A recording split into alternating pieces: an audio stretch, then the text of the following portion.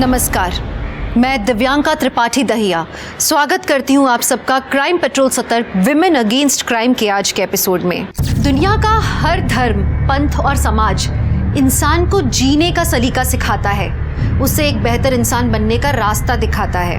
बदलते वक्त के साथ हर संप्रदाय की मान्यताएं अपने समाज की जरूरतों के हिसाब से बदली भी हैं। जो नहीं बदला है वो है हमारे समाज, हमारी सोच, हमारी मान्यताओं में औरत की जगह। आज 21वीं सदी में कुछ लोग ऐसे हैं जो चांद पर जाकर दूसरी दुनिया बसाना चाहते हैं। वहीं इस दुनिया में कुछ लोग ऐसे भी हैं जो अपने हक, अपने सम्मान जैसी मूलभूत चीज़ों के लिए संघर्ष कर रहे हैं, और कभी कभी ये संघर्ष खूनी संघर्ष बन जाता है।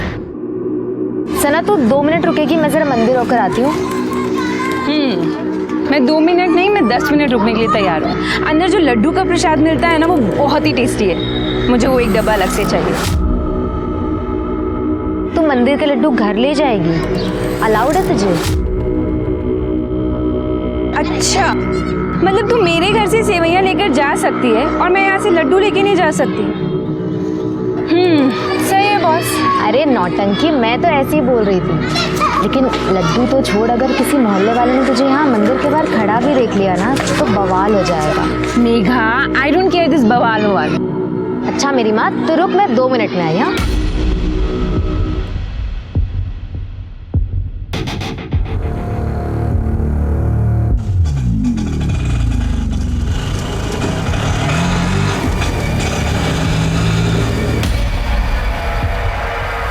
अरे सना मैडम, आप यहाँ? हाँ, वो मेघा के साथ में आई हूँ। लेकिन तुम यहाँ क्या कर रहे हो? मैं तो एक मंदिर में सवारी छोड़ने आया था, आपको खड़े देखा तो बस रुक गया। मेघा अंदर है ना, तो बस उसी का ही वेट कर रही हूँ मैं। तो उनको भी आ जाने दीजिए, उनको भी छोड़ दूंगा। अरे नहीं नहीं, हम लोग पैदल निकल जाएंगे। तुम पैदल क्यों चले जाएंगे? अरे मैं हूँ ना, और वैसे भी मुझे वहाँ से एक सवारी उठानी है। अरे चलिए ना मैडम, गाड़ी में वेट कर लो। आइए।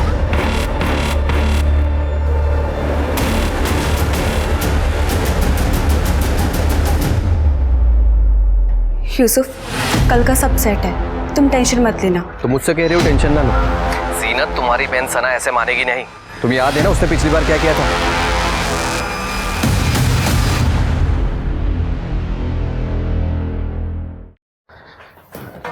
अरे वाह, मिठाई कहाँ से लाए बेटा?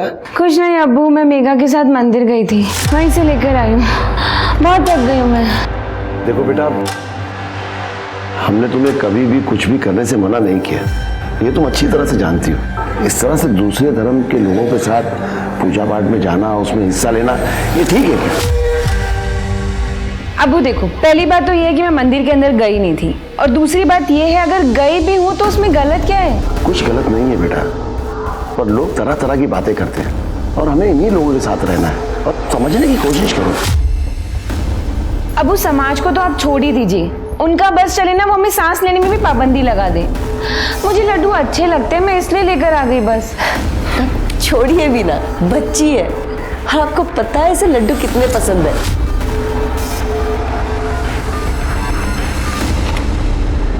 रूबीना, कल सना के साथ चली जाना, मुझे कुछ काम है।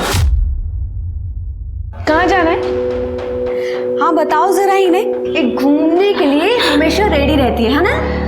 वो आपा कॉलेज जाना है फॉर्म भरने के लिए।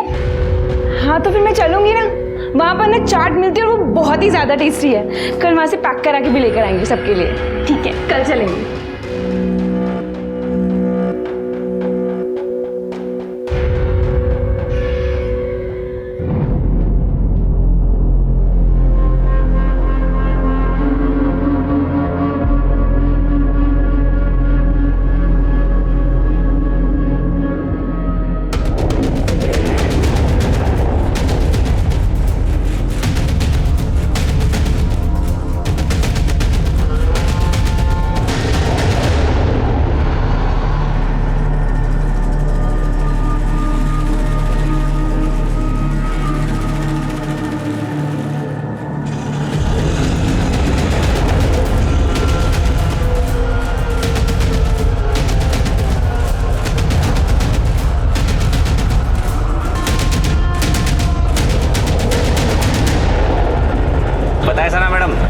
बाप ने मुझे आने के लिए फ़ोन किया तब मैं एक सवारी को मॉडल टाउन लेके जा रहा था। मैंने उसे बीच में उतार दिया और सीधे गाड़ी आपके पास लेके आ गया।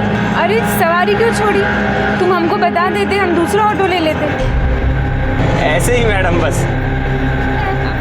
रुबीना, एक बात बता, इस बार क्या कॉलेज में ऑनलाइन फॉर्म नहीं मिल रहे थे? आए तो है। आए हैं तो फिर हमने ऑनलाइन क्यों नहीं भरे? हमने तो कहा था, पर जीनत आपा ने कहा कि कॉलेज में जाकर भर कर आओ। तुमने कहा था? हाँ, पर जीनत आपा ही नहीं मान रही। आपको ये निकाह कबूल है? क्या हो रहा है यहाँ पे? हाँ सना, तो इतनी जल्दी वापस कैसे आ गई? आपने मुझे इसलिए बाहर भेजा ना, ताकि अपनी जिंदगी बर्बाद कर सके इस यूसुफ के लिए। सना, इन सब में मत पड़ो, तुम बड़े जिंदा है अभी घर के। अब उस जीनत आपा को तो दिख नहीं रहा कि उनके साथ क्या गलत हो रहा है, लेकिन आप और अम्मी, आप भी। देखो सना, बहुत हो गया है। ये मेरा और मेरी बीवी के बीच का मामला, इसमें ना ही पड़ो तो अच्छा है। अच्छा, तुम्हारा और तुम्हारी बीवी के बीच का मामला है? तुम भूल गए 3 तलाक दे चुके हो तुम आपा को। कोई तलाक नहीं दिया है किसी ने किसी को। आपा अगर तलाक नहीं दिए तो ये हलाला की जरूरत क्यों पड़ रही है? सना, तू समझने की कोशिश क्यों नहीं कर रही है? मुझे मेरे घर लौटना है। आपा, अगर आपको घर लौटना है ना तो आप ऐसे ही लौट जाइए। इन सब की क्या जरूरत है? हाँ, क्योंकि ये गलत है। गलत है? कहाँ लिखा है साहब? दिखाइए जरा, मैं भी पढ़ती हूँ। तारिक साहब, लगता है आपने अपनी बेटी को कुछ ज्यादा ही पढ़ा दिया है। अब वो आपको दिख नहीं रहा कि ये सब गलत हो रहा है? क्या गलत है और क्या सही मुझे नहीं देखना है। जीनत अपने घर जाए, इसी में हम सबकी भलाई है। वो यहाँ इस घर में रहेगी, अपना घर छोड़कर तो मैं किसके घर जाऊंगा? तुम्हारा और रुबीना का रिश्ता लेकर। सायरा, अंदर ले जाओ इसे। मेरी बात तो सुनिए। क्या हो रहा है? वो सर, अब नया बिजनेस शुरू किया था तो कुरान खानी रखी थी घर में। पर आप यहाँ कैसे? हमें खबर मिली है कि 3 तलाक और हलाला का मामला है। नहीं सर, जिसने भी आपको ये खबर दी वो गलत है। बिल्कुल सही खबर दी है। यहाँ पे जीनत आपा का हलाला हो रहा है। सना, जाओ अपने कमरे में जाओ, ले जाओ। वो मेरी बात तो समझिए। कोई कहीं नहीं जाएगा। हाथ छोड़िए इसका। मौलाना जी, आप बताइए सच्चाई क्या है? जी, मैं तो वही कर रहा था जो तारिक साहब ने मुझे कहा था। शर्मा, पूजा, सबको पुलिस स्टेशन ले चलो। देखिए, नो, देखिए चलो चलो।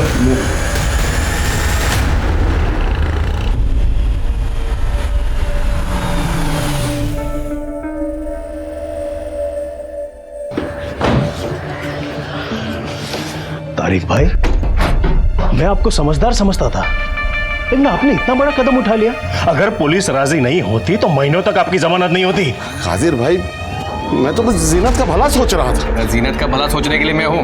आप इस सना पर लगाम लगाइए ना। इसीने पुलिस को फोन करा, वरना घर के बाद घर में रहती। अबू, हमने किसी को फोन नहीं किया था, और अगर अपने घर में कुछ गलत हो रहा होता ना तो उसको रोकने के लिए हमें पुलिस की जरूरत नहीं पड़ती। सना, अब तुम्हें इस घर के मामले में दखल देने की कोई जरूरत नहीं है, समझी? अबू, हम जानते किसने फ़ोन किया होगा। वो कुलदीप है ना, उसी के लोगों ने फ़ोन किया। आमिर, अगर बोलने के लिए कुछ ना हो ना तो चुप रहना बेहतर है। अरे भाई, वो अनजान फोन हमने किया था, समझे? देखा अब्बू, मैंने कहा था ना कि इन्हीं लोगों ने किया। अगर अभी तुम लोग नहीं सुधरे ना तो जिला जेल की मुंह दिखाई बहुत जल्द करवा देंगे। तू ना अपनी औकात में रह, समझा? वरना क्या कर लेगा बेटी? साले काफिर दफना देंगे यही पे को। अरे क्यों चुप रहे? ये लोग हमारे घर के बाहर आके हमें ही धमकी दे रहे हैं और आप मुझ पर चिल्ला रहे हैं। क्योंकि समझदार है तुम्हारे अब्बा, क्योंकि ये जानते हैं अगला चुनाव तो जीतने से रहे, इसलिए बेचारे चुप खड़े हैं। और तू भी एक बात जान ले, अगर बाबा की बगिया में रहना है ना तो बाबा बाबा बोलना सीख ले। क्या बोलते गौरव? हाँ, वो बहुत हो गया।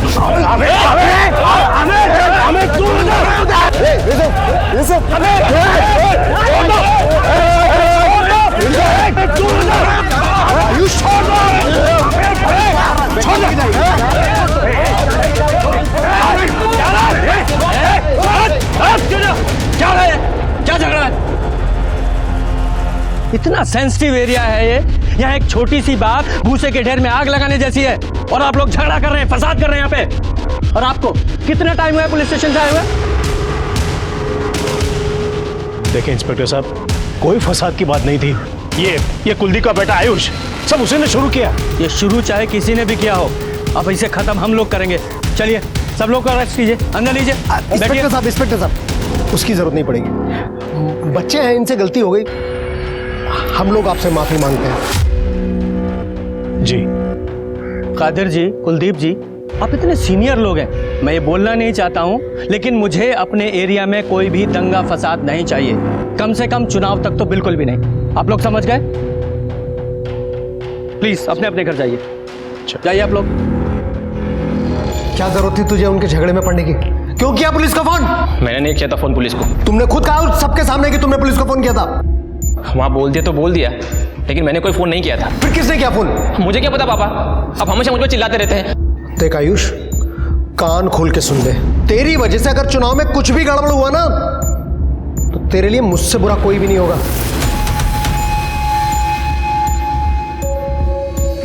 समझा अपने भाई को?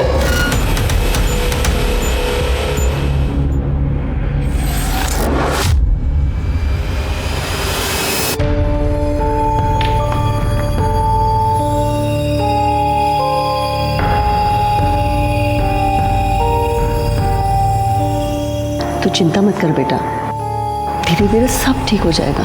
अम्मी मैं गलत हूँ क्या, जो जीनत आपा और आप लोगों का भला सोचती हूँ? तू गलत नहीं है बच्चा, गलत तो इस दुनिया में औरत होना है, जो कभी बाप की इज्जत का भार तो कभी पति की इज्जत का। इसके सिवा हमारा अपना वजूद है ही क्या इस दुनिया में? पर अम्मी, जीनत आपा अपनी जिंदगी क्यों बर्बाद कर रही है एक ऐसे आदमी के लिए जो उनकी इज्जत तक नहीं करता? तो तू ही बता ना, क्या करेगी वो? अम्मी वो पढ़ी लिखी है, ग्रेजुएट है, समझदार है, वो कुछ ना कुछ तो कर ही लेंगी ना, अगर वो बस थोड़ी सी हिम्मत दिखाए तो। औरत की हिम्मत को गुस्ताखी मानती है ये दुनिया। और सना, तुम्हारी हिम्मत से मुझे डर लगता है। डर किस बात का? मैंने जितनी दुनिया देखी है ना, उसकी आधी भी अगर तुमने देखी होती ना, तुम समझ जाओगी मैं क्या कहना चाहती हूँ। अम्मी हमें कुछ नहीं होगा, आप परेशान मत होइए।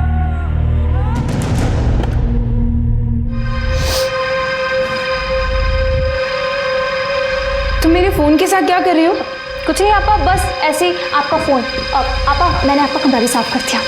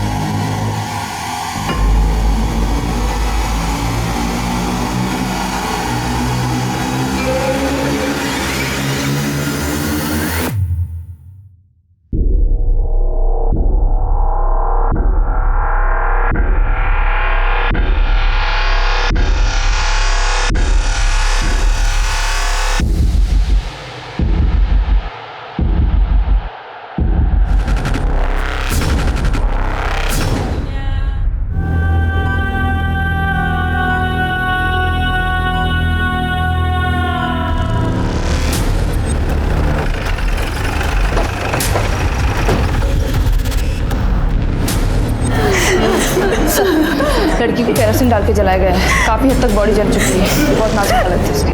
सर, जीना तो रूबीना अपने कमरों में ही थी, मैं भी सोने ही जा रही थी। सना तो किचन की साफ सफाई कर रही थी और फिर वो, हाँ सर, सफाई करके वो कचरा फेंकने के लिए बाहर ही गई होगी, तभी उस पर।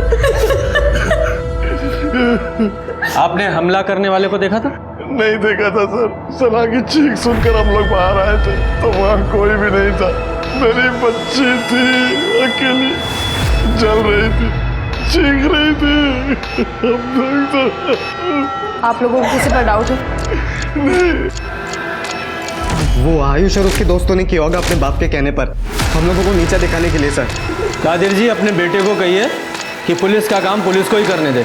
गलत क्या कहा उसने? हाँ, वरना आप ही बताइए, हमारी बच्ची के साथ ऐसा कौन कर सकता है? ये कुलदीप किसी भी हद तक गिर सकता है चुनाव जीतने के लिए। कोई सबूत है आपके पास? अपनी राजनीति को अपने पास रखिए। किसी की जान से बढ़कर नहीं है आपकी राजनीति और ये चुनाव।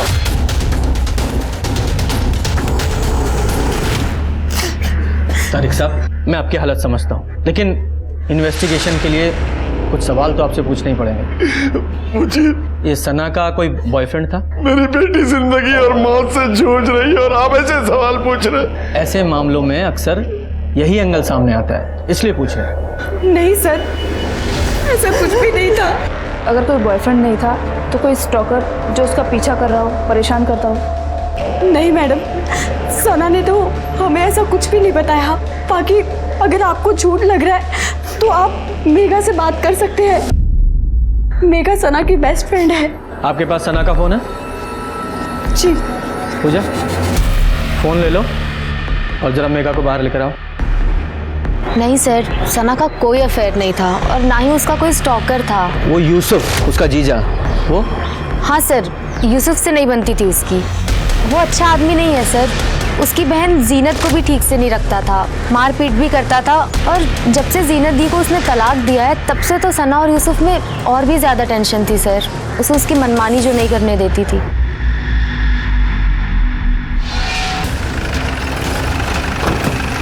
सर, क्राइम सीन को सिक्योर कर लिया है। थोड़ा तनाव का माहौल था तो फोर्स भी बढ़ा दी गई है। Very good.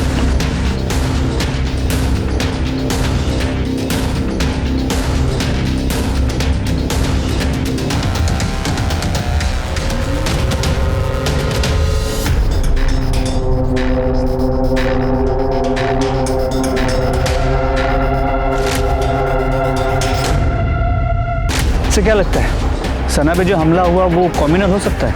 सर मतलब सना इतनी रात को बाहर आएगी, इस बात का हमलावर को पता होना, और फिर उसके ऊपर हमला करके इतनी आसानी से भाग जाना, मुझे बात पच नहीं रही है सर।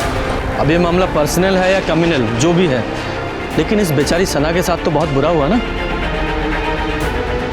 वो देखो सीसीटीवी फुटेज कलेक्ट करो, तब तक मैं इस कुलदीप से बात करके आता हूँ। सर देखिए इंस्पेक्टर साहब, आप मेरी बात का विश्वास कीजिए, हमारा इस सब से कोई लेना देना नहीं है। सच बात तो यह है कि मैं खुद डरा हुआ हूं कि कहीं गलती से भी इसमें मेरा नाम आ गया तो मैं तो जीता हुआ चुनाव हार जाऊंगा। उनके घर में कम मसले हैं जो उन्हें किसी बाहर वाले की जरूरत पड़ेगी। कैसे मसले? क्या मतलब है आपका? सर मतलब ये है कि उन लोगों के हिसाब से ना सना बहुत ही ओपन माइंडेड लड़की थी और उसके अपने लोगों को उसका रहन सहन पसंद नहीं था, इसलिए सब। जो बोलना है खुल के बताओ। यूसुफ, आपकी पिछले दिनों उसी से मुलाकात भी हुई होगी, आप उससे क्यों नहीं पूछते?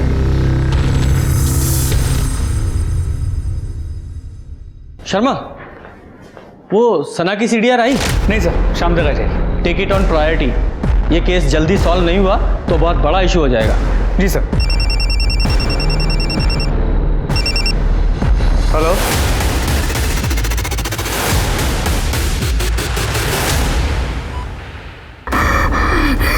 हाँ बोल बेटा, बोल बेटा, किसने किया है सब? तूने देखा उसे?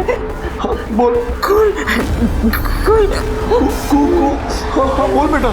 सना डॉक्टर कोमा में जाने से पहले हमने रिकॉर्ड किया था। जब ये होश में आई थी तो आपने हमें इन्फॉर्म क्यों नहीं किया? फोन नहीं कर सके सर, परेशान थे, पर वीडियो तो रिकॉर्ड किया है ना हमने। अब जाके अरेस्ट कीजिए उन लोगों को। तारिक साहब, वीडियो में कुछ भी क्लियर नहीं है, ऐसे कैसे अरेस्ट कर लें किसी को भी? सर वो क्लियर तो बोल रही है साफ साफ कुलदीप का बेटा, और कुलदीप का सिर्फ एक ही बेटा आयुष। आप जाइए, पकड़िए उसको, तोड़िए, सब बोल देगा वो। तुम्हारी और आयुष की कोई पर्सनल दुश्मनी है? सर वो क्लियर कट नाम ले रही है सना। किसी का भी नाम नहीं लिया है उसने, सिर्फ कुछ कह रही है जो समझ में नहीं आ रहा है। ये जो आप कर रहे हैं ना, ये मैं होने नहीं दूंगा। क्या कर रहे हैं हम लोग, और आप क्या नहीं होने देंगे? बचा रहे हैं कुलदीप और उसके बेटे को। क्या दिया है उन लोगों ने आपको जो आपको ये सब करना पड़ रहा है? देखिए, हमें ना ही किसी ने कुछ दिया है और ना ही हम किसी को बचाने की कोशिश कर रहे हैं। हम लोग सिर्फ अपनी इन्वेस्टिगेशन कर रहे हैं और जब तक हमलावर पकड़ा नहीं जाता हमारे लिए सब बराबर हैं, समझिए आप। तारिक साहब, यूसुफ, जरा मेरे साथ बाहर आइए। आप लोगों से कुछ बातें करनी है। मेरी बेटी के साथ इतना बुरा हुआ है और अब हम ही पे ब्लेम कर रहे हैं। तारिक साहब, उसकी कई वजह हैं, क्योंकि सना के तौर तरीके आपको पसंद नहीं थे। इसके अलावा वो बहुत आज़ाद ख्याल की थी, दूसरे धर्मों के लोगों के साथ मेल जोल था उसका, और सबसे बड़ी बात, जीनत को बचाने के लिए आपको उसने थाने तक पहुंचा दिया था। गलत है ये, जिसने भी कहा है आपसे। आपकी और सना की बातचीत तो बंद थी ना, जीनत और इस यूसुफ को लेकर। हाँ, नाराज था मैं, मगर ऐसे थोड़ी ना कर सकता हूँ उसके साथ। आखिर बेटी है वो मेरी। और यूसुफ, तुम क्या कहना चाहते हो इस बारे में? सर ये बात सही है कि सना और मेरी नहीं बनती थी, लेकिन ना चाहते हुए भी हम दोनों एक दूसरे की फैमिली का हिस्सा है नहीं थे, भूल गए? जीनत को तलाक दे चुके हो तुम। सर वो गुस्से में हो गया था और मुझे इस चीज़ से फ़र्क नहीं पड़ता। मैंने तो जीनत को मना किया था कि ये बात किसी को बताना मत, लेकिन सर उसने मेरी सुनी नहीं। वो बहुत ज़्यादा मजहबी है। जीनत चलो घर चलो, किसी को कुछ बताने की ज़रूरत नहीं। क्या पता चलेगा किसी को? अल्लाह को तो पता है ना, या उनसे भी छुपा लेंगे आप। चलो घर चलो। मना कर रही है ना वो, तो फिर क्यों पीछे पड़े उनके? और वैसे भी कोई पलकों पे नहीं बिठा के रखा तुमने उन्हें। सना ये हमारा मियाँ बीवी का मामला है, तुम बीच में ना ही पड़ो तो ज़्यादा अच्छा है। तुम्हारी बीवी से पहले आप आए वो मेरी, फिक्र है मुझे उनकी। और मैं तो शुरू से ही कह रहा हूँ कि मुझसे गलती हो गई कि जीनत है कि मेरी बात सुनने को तैयार नहीं, और सना वो तो मुझे जेल पहुँचाने को तैयार है। तो प्रॉब्लम सॉल्व हो गई ना तुम्हारी, चली गई वो कोमा में। और तारिक साहब, सना के कल्प्रिट जल्दी ही पकड़े जाएंगे।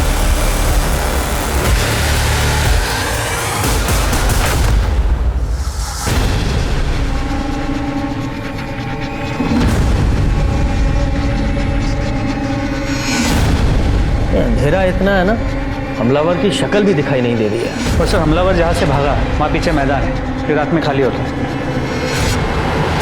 ये एक कल्प्रिट है हमारे पास, तो कहाँ से आया, कहाँ भागना है, ये सब प्लान करके किया उसने। सर, सना को मारने का मोटिव यूसुफ के पास है, और देखा जाए तो तारिक के पास भी। दोनों की इज्जत दांव पे लग गई थी सना की वजह से। जिसने भी सना के साथ ये सब किया है उसे सना से बहुत नफरत रही होगी। तो सर, क्या फिर आयुष या कुलदीप हो सकते हैं? सना की वीडियो में वो कहने की कोशिश कर रही थी कू बेब, मतलब इशारा उनकी तरफ हो रहा था मगर क्लियर नहीं था। लेकिन आयुष या कुलदीप पर हाथ डालने के लिए सबूत कहाँ है हमारे पास? सर, जीनत के हलाला के लिए जो निकाह हो रहा था उसकी इन्फॉर्मेशन पुलिस को देने वाले कॉलर की आइडेंटिटी ट्रेस हो गई है। किसने फ़ोन किया? फ़ोन क्यों किया था तूने? क्या लगते हैं वो तेरे को रंजिश है उनसे? ऐसा कुछ नहीं है सर, मेरा उनसे कोई लेना देना नहीं है। फिर इतना ख्याल क्यों रख रहा था उनका तुम? सर, हम तो कब से घात लगा करके बैठे थे कि मौलाना उनके घर जाए और हम पुलिस को कांटेक्ट करें, और आयुष के कहने पर ही मैंने कॉल किया था। लगता है तारिक साहब आज ही खेल करेंगे मौलाना नासिर के साथ मिलकर। चल फ़ोन निकाल पड़ा अपना। और आयुष के पापा चुनाव हार गए थे कादिर से, और सना के पापा ने भी बहुत मदद की थी उनके चुनाव हरवाने में, और इसी की वजह से आयुष को खुन्नस थी, इसलिए बस उसने मौका देखा और चौका मार दिया। उसके अलावा मुझे उसके बारे में कुछ नहीं पता है सर।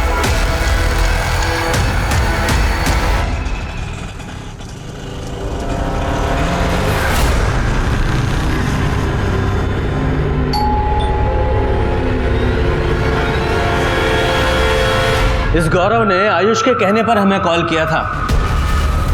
एक बार बातचीत तो बनती है इस आयुष से, लेके आओ जरा से। सर,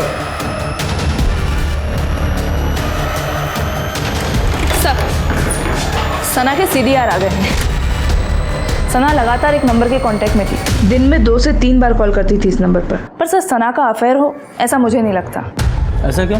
सर, जितने भी कॉल सना ने इस नंबर पर किए हैं 2 से 3 सेकंड से ज़्यादा बात नहीं हुई। अगर सर अफेयर होता तो बात लंबी चलती, और सर सामने से कभी इस नंबर से सना को कॉल नहीं आई। और एक बात सर, सना के कॉल लॉग से ये सारे नंबर डिलीट कर दिए गए थे। ये नंबर किसके नाम पर रजिस्टर्ड है? सर, किसी सूरज शर्मा के नाम पर। सूरज शर्मा, पता करो क्या चक्कर है सूरज का। सर,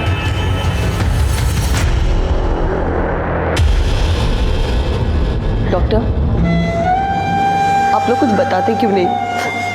मेरी बच्ची कब ठीक होगी? देखिए, हम अपनी तरफ से पूरी कोशिश कर रहे हैं। अब सना की बॉडी कैसे रिस्पॉन्ड करती है सब कुछ उस पर ही डिपेंड करता है।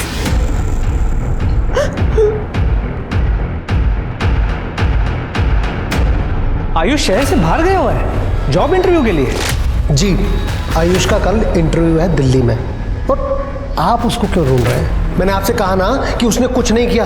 उस रात वो घर में था अपने कमरे में, आप खामखा उस पर शक कर रहे हैं। शक हम नहीं, आप पैदा कर रहे हैं, इस तरह अपने बेटे को शहर से बाहर भेजकर। और आपकी जानकारी के लिए बता देता हूँ, आपके बेटे आयुष ने ही जीनत की दूसरे निकाह का टिप पुलिस को दिया था।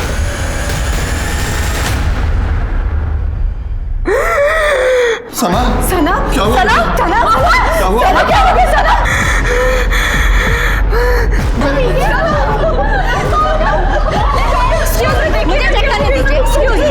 सर, मैंने सूरज शर्मा से बात की है, वो एक मोबाइल शॉप ऑनर है सर, वो सना को जानता तक नहीं है। तो फिर ये सना उसे बार बार कॉल क्यों कर रही थी? सर, आयुष अपने घर पे नहीं है। कुलदीप ने कहा कि वो दिल्ली गया हुआ है जॉब इंटरव्यू के लिए। बड़ी सही टाइमिंग है इसकी। हम उसे बातचीत के लिए बुला रहे हैं और ये दिल्ली निकल गया। Excuse me. हेलो, क्या? ठीक है सर, सना की फैमिली ने सना का वीडियो मीडिया में लीक कर दिया है, ये कह के कि पुलिस अपराधियों का साथ दे रही है। सर, परिवार का यह कहना है कि पुलिस कुलदीप जी और उसके बेटे को बचा रही है। देखिए, जांच चल रही है, अभी कुछ कह नहीं सकते। लेकिन सर, वीडियो में सना खुद ये बोल रही है। उसमें कुछ भी साफ साफ नहीं कहा गया है और इन्वेस्टिगेशन पूरी होने तक किसी पर भी आरोप लगाना गलत होगा। Thank you. सना एक ऐसी लड़की थी जो कुछ गलत होते हुए नहीं देख सकती थी, जो सही को सही और गलत को गलत बोलने की हिम्मत रखती थी, जो दुनिया के खिलाफ लड़ने की ताकत रखती थी। क्या उसकी यही हिम्मत, यही ताकत किसी की आंखों में चुभ गई थी? सना का कोई अफेयर नहीं था, तो फिर इतने सारे 2-3 सेकंड से फोन कॉल्स किसे और क्यों किए गए? आखिर सना की फैमिली को वीडियो मीडिया में रिलीज करने की इतनी जल्दी क्यों थी, जबकि वीडियो में कुछ भी क्लियर नहीं था? उसका परिवार आयुष और कुलदीप पर लगातार इल्जाम लगा रहा था, जिसने 2 कम्युनिटीज के बीच टेंशन को भी हवा दे दी थी। क्या इस केस की सतह में कुछ और गहराई में कुछ और था?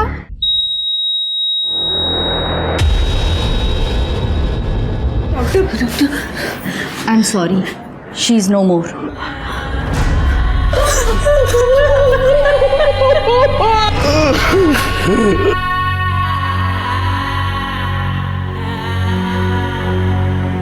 हमें कुछ नहीं होगा, आप परेशान मत होइए।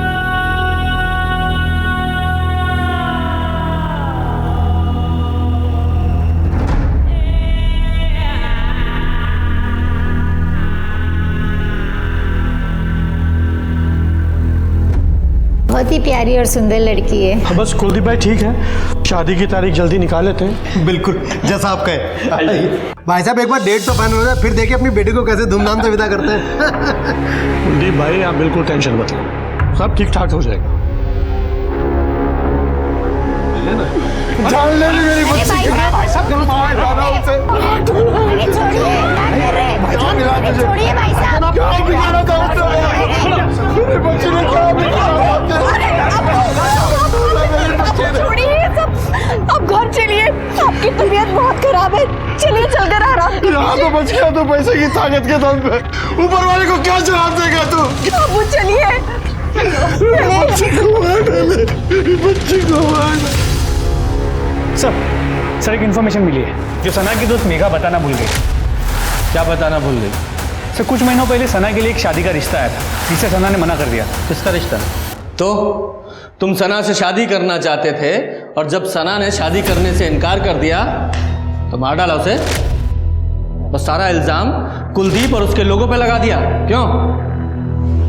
सर, ये बात आपको किसने कही? किसी ने भी कही हो, पर सच है ना?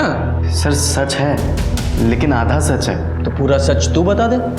सर, हम तारिक अंकल के पास गए थे निकाह की बात करने के लिए, लेकिन सना को लेकर नहीं, रुबीना के लिए। मुझे रुबीना से शादी करनी है। आमिर बेटा, शादी तो हमें भी करनी है रुबीना की, पर सना बड़ी है रुबीना से, तो पहले उसके लिए लड़का ढूंढकर उसकी शादी के बारे में सोचना होगा। अब्बू, ये क्या कह रहे हैं आप? अगर आपा नहीं होती तो आप मेरी शादी कर देते इनसे। रुबीना, अब वो बात कर रहे हैं ना, बीच में क्यों बोल रहे हो? नहीं आंटी, इसमें रुबीना की भी रजामंदी ज़रूरी है। एक काम कर सकते हैं बेटा, अगर तुम्हें एतराज़ ना हो तो। सना के लिए तो हम लड़का ढूंढ ही रहे हैं, अगर तुम चाहो तो मैं बात करूं कादिर भाई से। अब्बू, यहाँ पर एक्सचेंज ऑफर चल रहा है क्या? रुबीना नहीं तो सना सही, सना नहीं तो रुबीना सही। कैसी बात कर रही है तुम? आमिर से अच्छा लड़का कहाँ मिलेगा तुम्हें? जरूरत भी नहीं है मुझे। और आमिर, तुम तुम यहाँ से सीधा बाहर चले जाओ। मेरे साथ शादी करने के बारे में सोचना भी मत। सर हूर पर ही समझती थी खुद को वो। मुझे तो ना उसकी सोच पसंद थी और ना ही वो पसंद थी। मैंने तो उसका हाथ भी नहीं मांगा था निकाह के लिए, फिर भी बेइज्जती कर ली मेरी। पता नहीं किस चीज़ का घमंड था उसको इतना। तो उसका घमंड तोड़ने के लिए क्या किया तूने? सर मुझे कुछ करना ही नहीं पड़ा, क्योंकि मुझे तो रूबीना पसंद थी। इसलिए मैं सिर्फ रुका था कि कब सना का निकाह हो जाए और मैं तारिक अंकल से दोबारा बात करूं रूबीना के लिए। हाँ, तो सना ने तो तुम्हारी बेइज्जती की थी और रूबीना के लिए तुम्हें रुकना पड़ा, इंतज़ार करना पड़ा। अब सना चली गई तो उसे सबक भी मिल गया और तुम्हारा इंतज़ार भी ख़त्म हो गया। क्यों? सर मैं कोई बच्चा नहीं जो आपकी ऐसी जलेबी वाली बातों को मैं समझूंगा नहीं। इसलिए सर मैं कह रहा हूँ कि आप अपना टाइम मुझ पर मत ज़ाया कीजिए, क्योंकि आपको यहाँ पर कुछ नहीं मिलेगा।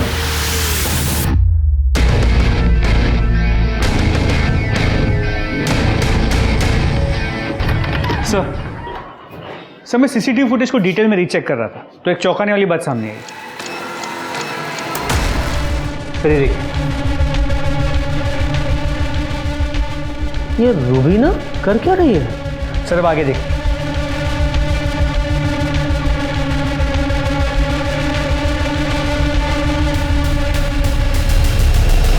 सर एक सेकंड, ये तो वो सूरज शर्मा है, मोबाइल शॉप का ऑनर, जिसे सना कॉल करती थी। अच्छा ये सूरज शर्मा है। सर जब भी सना की फ़ोन से सूरज शर्मा को कॉल्स गए उसके कुछ वक्त बाद रूबीना ने बाहर आके कुछ तो रखा है और उसके कुछ वक्त बाद सूरज शर्मा ने वो आके कलेक्ट किया। मतलब ये कॉल सना नहीं, ये रूबीना करती थी? सर लगता तो ऐसे ही। सर आगे देखिए और एक इंटरेस्टिंग बात। सर ये आदमी देखिए, ये ऑटो वाला। सर ये अक्सर सना के घर के बाहर नजर आया है। ये सना को ताड़ते रहता था और कई बार सना को लेके आते जाते भी रहा है, लेकिन सर जब से सना पे हमला हुआ है ये एक बार भी वहाँ नजर नहीं आया। ये रूबीना और इस ऑटो वाला दोनों से बात करो। सर काहे फंसा रही है मैडम हमको इन सब में? सना मैडम तो हमारी बहन जैसी थी। अच्छा बहन जैसी थी, इसीलिए दिन रात उसके घर के बाहर मंडराता था? मैडम वो तो इसलिए कि सना मैडम हमको फ़ोन करके बुला लेती थी जब उनको कहीं जाना होता था, तो उनके घर के पास में रहता था तो घर भाड़ा भी मिल जाता था, थोड़ा पैसा भी ज़्यादा दे देती थी। तो फिर मर्डर के बाद से तू और तेरा ऑटो कहाँ गायब थे? हम कहीं गायब नहीं थे मैडम, हम तो अपने काम में लगे हुए थे। आप चाहे तो मेघा मैडम से पूछ लो, वो तो हमारे बारे में सब कुछ जानती है मैडम, कसम से। सर ने जब रूबीना के बारे में पूछा तो मैं उसे बुलाने के लिए उसके कमरे में गई, लेकिन वहाँ जाकर देखा वो वहाँ थी ही नहीं। लॉकर से 50,000 रुपए और गहने भी गायब।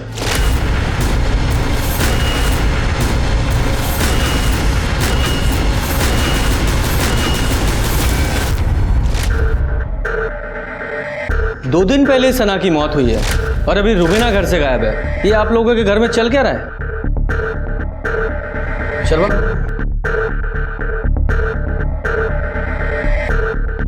इस लड़के को जानते हैं आप लोग? हमें नहीं पता साहब कि तो कौन है लड़का? रूबीना का अफेयर चल रहा था इसके साथ शायद। क्या बात कर रहे हैं सर? रूबीना कभी घर से बाहर भी नहीं निकलती और इस लड़के के साथ आप ठीक कह रही हैं। रूबीना घर से बाहर नहीं निकलती थी, इसलिए सना के मोबाइल से कॉल करके इसे अपने घर बुलाती थी। पता नहीं इस रूबीना ने क्या क्या गुल खिलाया। वो हम सच कह रहे हैं साहब, हमें कुछ पता नहीं। हो सकता है आपको पता ना हो, लेकिन सना को पता चल गया हो, इसलिए रूबीना ने सना को मार दिया और कहीं पकड़ी ना जाए इस डर से भाग गई।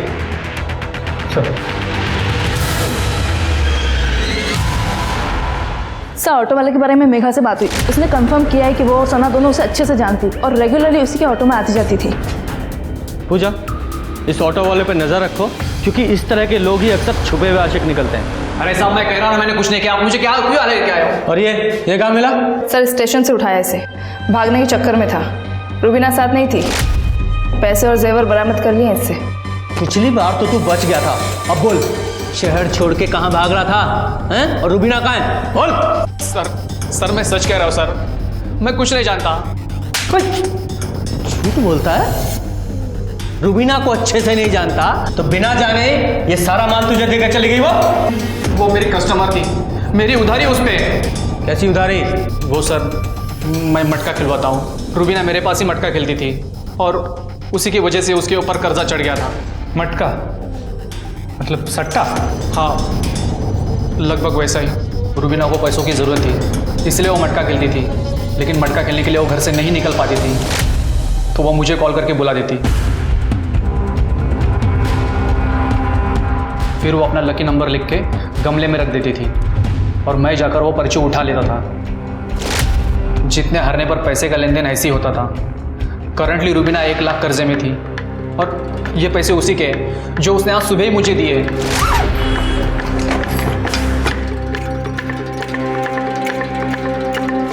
अच्छा, तो तू ये कह रहा है कि रुबीना इतनी ईमानदार थी कि भागने से पहले तेरा सारा कर्जा चुका के भागी। साले बेवकूफ समझता है हमें? नहीं सर, मैं सच कह रहा हूँ। उसको मेरी ज़रूरत थी, इसलिए वो मेरे पास आई थी पैसे देने। ऐसी कौन सी ज़रूरत थी उसकी जो तेरा कर्जा उतारे बिना पूरी नहीं हो सकती थी? सर, उसे दिल्ली की टिकट चाहिए थी और वो किसी से कह भी नहीं सकती थी, इसलिए उसने मुझे कहा था कि मैं इस काम में उसकी मदद करूँ। दिल्ली? सर, दिल्ली में तो आयुष का भी जॉब इंटरव्यू था। सर, मैं बार बार फोन लगा रहा हूं पर उसका फोन ही नहीं लग रहा। लगेगा भी नहीं। हमने पता किया है, आपके बेटे आयुष का कोई इंटरव्यू नहीं है दिल्ली में। और तारिक साहब, आपकी बेटी रुबीना, वो भी आज सुबह की ट्रेन पकड़कर दिल्ली के लिए निकल रही है। तो अभी भी छुपाएंगे आप लोग या साफ साफ बताएंगे कि आयुष और रुबीना के बीच क्या चल रहा था?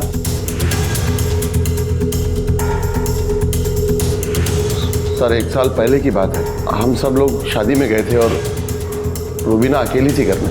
किसी वजह से हमें रास्ते से ही वापस लौटना पड़ा और जब हम रुबीना! तुम्हारी हिम्मत कैसे हुई यहाँ आने की? वो चप्पू अंकल, चप्पू अंकल, आयुष और रुबीना ने जो भी किया वो गलत था सर। बात बाहर जाती तो बदनामी के अलावा और कुछ नहीं हाथ लगता। इसके लिए मैंने कुलदीप से बात भी की। सर, अगर ये बात बाहर आती तो मुझे भी नुकसान होता और मेरी राजनीति को भी। बस इसलिए बात वहीं दबा दी और बच्चों को सख्त हिदायत दे दी कि आज के बाद कभी भी कोई हरकत ना करें। और आप दोनों की बात आपके बच्चों ने नहीं मानी। शर्मा, दिल्ली की फ्लाइट लो और दोनों को लेके आओ। सर,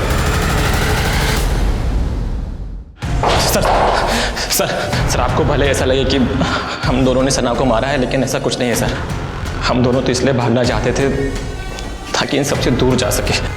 अपने घर में कैदियों की तरह हम जिंदगी गुजार रहे थे। ठीक, एक सना हो पाई थी जो मैं समझती थी। सर, हमें आप बाहर चलिए, मैं समझाती हूँ उसे। हमें आप बाहर चलिए।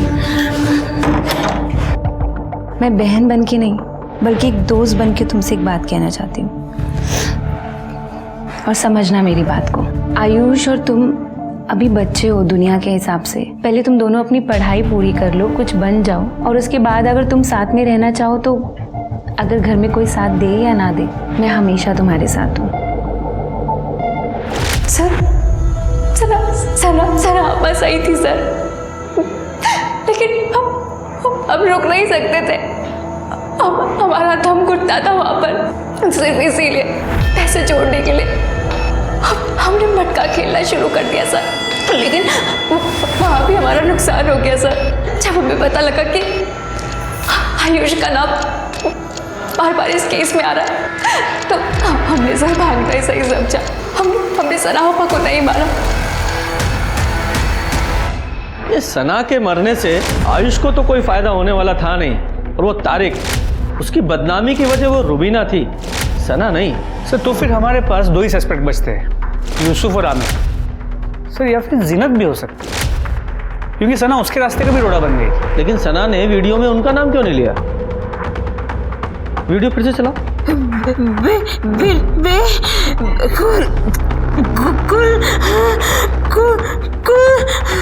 सना ने मरने से पहले अक्यूज का नाम बताने की कोशिश तो की, पर इससे पहले कि कोई समझ पाता वो शांत हो गई।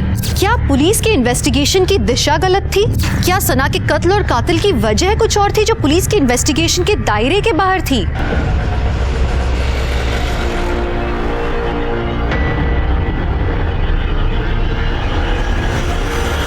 साहब, यूसुफ, जिन्नत और तारिक और कुलदीप के साथ साथ आयुष का भी पूरा भूगोल हिस्ट्री खोल डाला साहब, लेकिन कुछ नहीं मिला।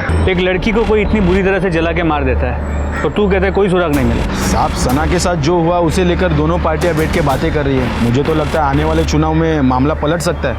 लोग इकट्ठा हो रहे हैं, बैठकें हो रही है सर, कस्में खाई जा रही है लड़की का बदला लेने के लिए। लेकिन सर, इन बैठकों में एक लड़की को नोटिस किया है जो हर जगह आता है। कौन? बोलो। सर मैं, गौरव और आयुष हम तीनों दोस्त थे। गौरव ने मुझे बताया था रुबीना और आयुष के बारे में। यार ये रुबीना है ना, हमको बहुत अच्छी लगती है। सोच रहा हूँ कि अब्बू को बोल के इसी से निकाह कर लूँ। अरे भाई, उससे निकाह की सोचेगा तो कुंवारा ही रह जाएगा तू। क्यों? आयुष से सेठ है वो, तुझे तो घास भी नहीं डालेगी। सर मुझे इस चीज़ से बहुत बड़ा झटका लगा था, ये सुनकर के आयुष और रुबीना एक साथ है। इस चीज़ की चिड़चिड़ थी मुझे, और चुनाव के वक्त मेरे और आयुष के बीच में झगड़ा थोड़ा बढ़ गया था सर। बस सर, एक तरफ चुनाव खत्म हुए और दूसरी तरफ आयुष और रुबीना के बारे में उनके घर वालों को पता चल गया। आयुष तो घर से बाहर ही नहीं निकल पाता था और मेरा तो खर्चा ही चलता था आयुष के पैसों पर। और फिर पैसों के लिए सर मैं आमिर पर डिपेंड हो गया और इसने अपना एक मैसेज रुबीना तक पहुंचाने के लिए कहा कि रुबीना अपनी धर्म में शादी करे आमिर के साथ। और सर ये मैसेज मैंने रुबीना तक पहुंचाया भी। और तेरा ये मैसेज, ये आमिर का ये मैसेज, और उसने मना कर दिया और आमिर तेरा खर्चा बंद ना कर दे इसलिए तूने ये कांड कर दिया। नहीं नहीं सर, मैंने कोई कांड नहीं किया है। तो फिर दिखाओ जरा। ये तेरा हुडी तेरा है, ये तेरे घर से मिला है उस रात जो तू पहन कर गया था। और झूठ मत बोलना, सीसीटीवी में ये साफ दिखाई दे रहा है। बोल। सर मैंने इसे ऐसा कुछ भी करने को नहीं कहा था। ये खुद ही कर क्या जो कर क्या है। मुझे तो इन चीज़ों की भनक भी नहीं है सर, और मैं सच कह रहा हूँ मेरा कुछ लेना देना नहीं है इन चीज़ों से। तेरा लेना देना नहीं है, तेरे अब्बू का तो है।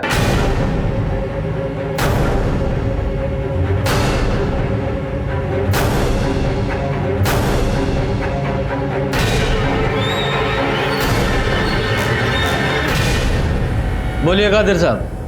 तारिक ने मुझे सब बताया था, रुबीना और आयुष के बारे में। सब कुछ जानकर भी मैं एक ऐसी बच्चा ने लड़की का निकाह अपने इकलौते बेटे के साथ कैसे करा देता। मैंने इससे बात करने की कोशिश की लेकिन इसे तो कुछ सुनना ही नहीं था। निकाह करना था उस रुबीना के साथ जो मैं कभी होने नहीं दे सकता था, इसलिए मैंने गौरव से बात की। लेकिन अंकल, आमिर आपकी बात नहीं मान तो मेरी बात क्यों सुनेगा? बात मनमानी भी नहीं है क्योंकि बात बहुत आगे बढ़ चुकी है। एक काम करोगे मेरा, जितने पैसे मांगोगे उतने पैसे दूंगा। पूरे 5 लाख रुपए दिए थे मैंने इस बेवकूफ को रुबीना को ठिकाने लगाने के लिए, लेकिन ये बेवकूफ सना को जलाया। रुबीना तो रास्ते से हटी नहीं थी, इसलिए मैंने सना को ही अपना मोहरा बनाकर सारा इल्जाम आयुष पर डाल दिया ताकि मेरा वोट बैंक और मजबूत बन जाए और मैं आसानी से चुनाव जीत जाऊं। तो एक तीर से 2 निशाने लगाने की कोशिश कर रहे थे और खुद ही अपने पैर पर कुल्हाड़ी मार ली। अब कुल्हाड़ी मार ही ली है तो भुगतो। ये कैसा समाज बना रहे हैं हम, जहां सना जैसी लड़कियां बिना गलती के मारी जाती हैं और कादिर जैसे लोग उसमें भी मुनाफा ढूंढ ही लेते हैं। इस केस के कई सबक हैं, लेकिन एक बात जो मेरे दिमाग से नहीं निकल रही वो ये कि सना को उस काम की सजा मिली जो उसने किया ही नहीं था। हमारे समाज को रिफॉर्म की जरूरत है, ये बदलाव हमें लाना होगा और शुरुआत हमारे घरों से होगी। तो चलिए, मैं दिव्यांका त्रिपाठी दहिया लेती हूँ आपसे विदा। कल फिर से मिलूंगी आपसे एक नए एपिसोड के साथ। तब तक देखते रहिए क्राइम पेट्रोल सतर्क, विमेन अगेंस्ट क्राइम। एक औरत पर वार, अब हर औरत का भार। जय हिंद। क्राइम पेट्रोल के और भी दिलचस्प कहानी देखने के लिए हमारे चैनल को सब्सक्राइब करें और बेल आइकॉन दबाना न भूलें।